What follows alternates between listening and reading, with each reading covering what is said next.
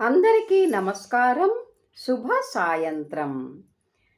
ఎప్పటికప్పుడు వినూత్నమైన అంశాలతో కవులను, పాఠకులను ఎంతగానో ఆకట్టుకునే నేటి కవిత అంతర్జాల వేదిక సమర్పిస్తున్న కవిత్వ విశ్లేషణలు కార్యక్రమానికి మీ అందరికీ సమాదర స్వాగతం. నా పేరు ముద్దు వెంకటలక్ష్మి, ఊరు బెంగుళూరు. గత వారం సమూహంలో ఇవ్వబడిన జీవితం ఒక స్వప్నం అయితే అనే అంశానికి వచ్చిన ఎన్నో కవితల్లోంచి సమూహ గౌరవ సలహాదారులు, సుప్రసిద్ధ కవి, రచయిత, విమర్శకులు, సాహితీవేత్త అయిన గురువర్యులు శ్రీ దాస్యం సేనాధిపతి గారు అత్యుత్తమ కవితలుగా ఎంపిక చేసిన కవితల విశ్లేషణ చేయబోతున్నాను. పగటి కలలు, రాత్రిళ్ళు నిద్దట్లో కలలు ఇవి అందరికీ సహజమే. అయితే జీవితమే ఒక స్వప్నం అయితే విభిన్న వ్యక్తుల అనుభూతులు ఎలా ఉంటాయి అనేది ఎంతో ఉత్కంఠ గొలిపే అంశం. దీనిపై మన కవిమిత్రుల స్పందనలను వారి కవితల రూపంలో చూద్దాం పదండి. ఉత్కర్ష గారు జీవితం ఒక కళ అయితే తాను ఎలా వివిధ రూపాలలో ప్రకృతితో మమేకమై పంచభూతాల సారమై ఎంత ఆనందంగా ఉంటారో చాలా ఉత్సాహభరితంగా వర్ణించారు. వాన చినుకులవుతానని, దుమికే జలపాతమై నదిలా మారి కేరింతలు కొడతానని, సూర్యచంద్రులై వెలుగులు పంచుతానని అంటారు కవయిత్రి. ఇంద్రధనస్సునై సప్తవర్ణాలతో శోభిస్తా, పున్నమి చంద్రుడిలా వెండి పూలవానై వర్షిస్తా అనే భావచిత్రాలు పాఠకులను మురిపిస్తాయి. ముత్యాలన్నిటినీ పోగేసుకుంటా, రెక్కల రంగులన్నిటినీ ఆకాశానికి పులిమేస్తూ, చుక్కల పల్లకి ఇలాంటి వాడుక తెలుగు పదాలు కవితలో అక్కడక్కడ కొలువు తీరి కవితకు ఎంతో అందాన్ని అందించాయి. కొమురవెల్లి అంజయ్య గారు కలలో ఒక్కొక్కసారి నిర్భయంగా చెట్టెక్కిపోతాం, కానీ ఆ చెట్టు మీద పువ్వులు ఎంతో దూరంలో ఉండి మనకి అందవు. అనుకోకుండా చెట్టు కింద చాలా నీళ్లు చేరుతాయి. అయినా సరే మనం ఎంతో ధైర్యాన్ని కూడగట్టుకోవాలి. ఇలా జీవితం ఒక స్వప్నమై మనకు చెప్పే పాఠాలను నేర్చుకొని స్థైర్యాన్ని అలవర్చుకోవాలంటారు కవి.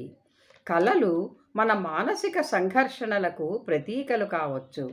కలల ఫలితాల మీద చిలుక జోస్యాలను నమ్మకుండా వాస్తవాలను గ్రహించాలని అంటారు.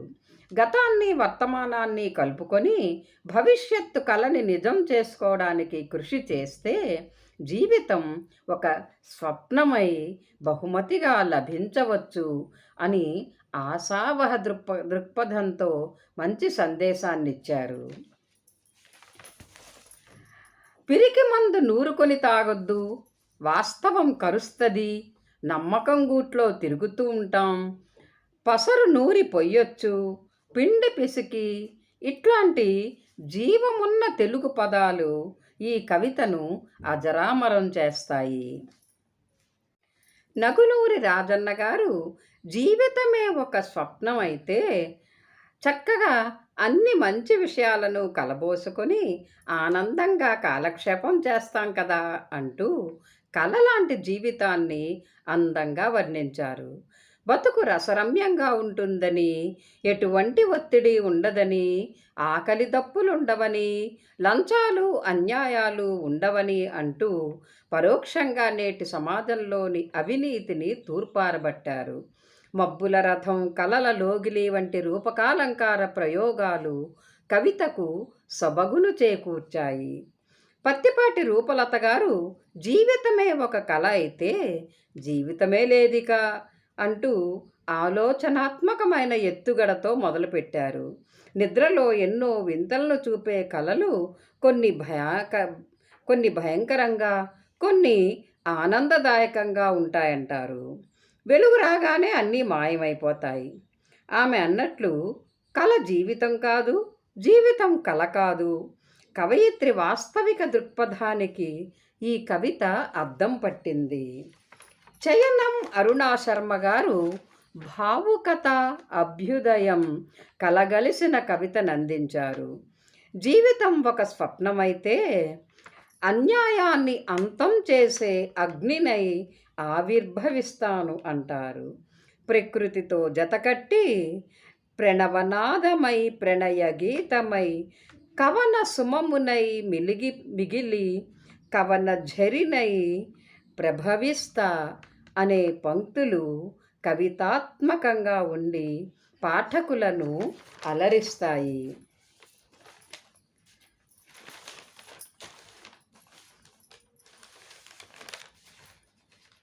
వేకువ రాగాన్నై కాంతిరేఖనై పసిడి ప్రభాతాన్నై వాడని పారిజాత పరిమళమై పరవశించన అనే పంక్తుల్లోని పదచిత్రాలు కవయిత్రి యొక్క కవన నైపుణ్యానికి మంచి తార్కాణాలు. ప్రత్తిపాటి సుభాషిణి గారు దుఃఖం, నిరాశ మనస్సును ఆవహించినప్పుడు జీవితం ఒక అందమైన కలలా మారిపోతే ఎంత బావుండును అనిపిస్తుందంటారు. ఆ కలను అతిథిగా చేసుకున్న కళ్ళల్లో అన్నీ ఆనందపు కాంతులే. మనసులోని చింతలన్నీ చటుక్కున్న రెప్పపాటులో మాయమైపోతాయంటారు. తెల్లారితే ఎగిరిపోయే పిట్టలాంటి ఆ స్వప్నంలో చేతుల నిండా కాసులే అని హాస్యం కుప్పిస్తారు. జీవితమంతా కల అయితే నచ్చిన రంగులద్దుకున్న జీవనవనం వర్ణరంజితం అయిపోదు అంటారు. ఈ కవితలో అడుగడుగున తెలుగుదనం కళకళలాడింది. రమాదేవి రేవణిపాటి గారు కలల తరంగాల్లో జీవితం అంతా ఒక స్వప్నమై కనిపిస్తుందంటారు. పగటిపూట జరిగే సంఘటనలన్నీ ఆనంద విషాదాల అనుభూతులను అందిస్తూ కలగాపులగంగా రాత్రి నిద్దట్లో కలల రూపంలో వస్తాయని, తెల్లవారగానే కొన్నే గుర్తుంటాయని బాగా వర్ణించారు. జీవన నాటక రంగంలో మనమందరము పాత్రధారులమే అని, కలలతో కొంతసేపు, వాస్తవాల దినచర్యలో కొంతసేపు జీవిస్తూ ఉంటామని తాత్విక ధోరణిలో నడిపించారు కవితని. విఠాల శ్రీకాంత శర్మ గారు అందరి మనస్సుల్లో మెదిలే మాట చెప్పారు. జీవితం స్వప్నమైతే అది సుస్వప్నం కావాలని. ఆయన అన్నట్లు వాస్తవ జీవితం ఎటూ దుఃఖమయమే. కలలో కూడా కష్టాలే అయితే సుఖపడేదెప్పుడు?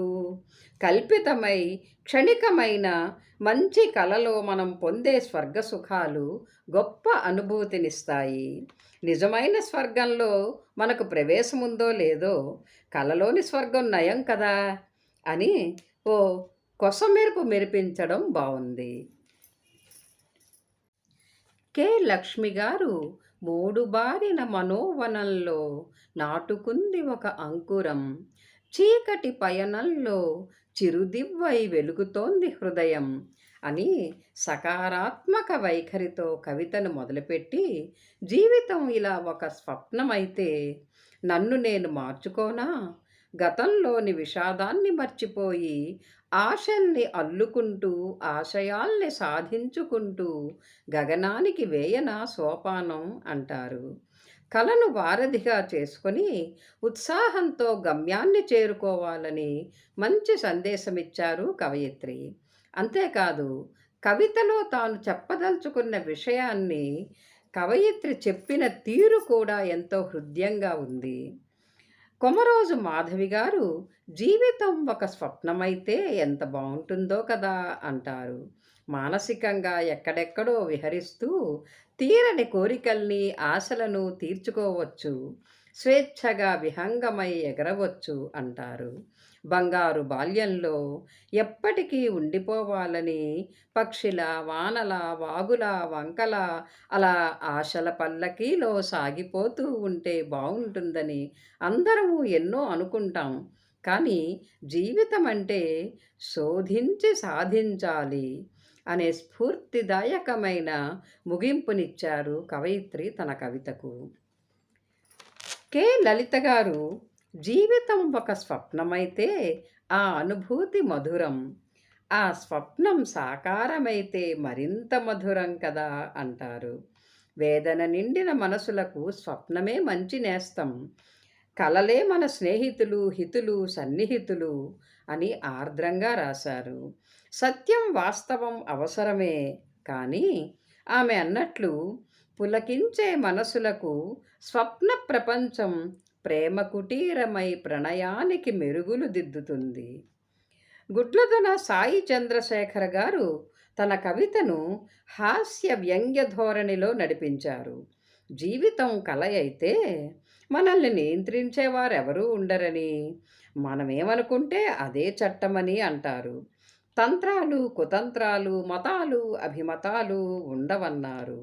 అసంఖ్యాకంగా వచ్చే కలలను సాకారం చేసుకుంటే జీవితం కలే అవుతుందని, అప్పుడు జీవితం సార్థకమవుతుందని అన్నారు.